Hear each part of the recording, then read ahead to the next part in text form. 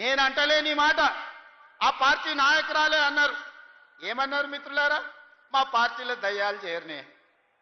సొంతింటి బిడ్డ టీఆర్ఎస్లు ఉన్నోళ్ళు దయ్యాలని చెప్తుంటే సమాధానం చెప్పలేక దయ్యాల నాయకుడు ఫామ్ హౌస్ లో నిద్రపోతుండు.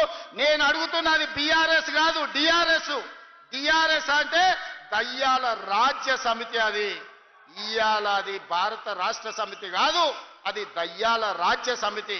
అందుకే ఇవాళ ఈ వేదిక మీద నుంచి తెలంగాణ ప్రజలకు నేను మాట ఇస్తున్నా, అవి దయ్యాలు కాదు, కొరివి దయ్యాలను వాళ్ళని పొలిమేర్లు దాటే వరకు తరిమి కొట్టే బాధ్యత 4 కోట్ల తెలంగాణ ప్రజల తరఫున మీ సోదరుడిగా నేను ఆ బాధ్యత తీసుకుంటా.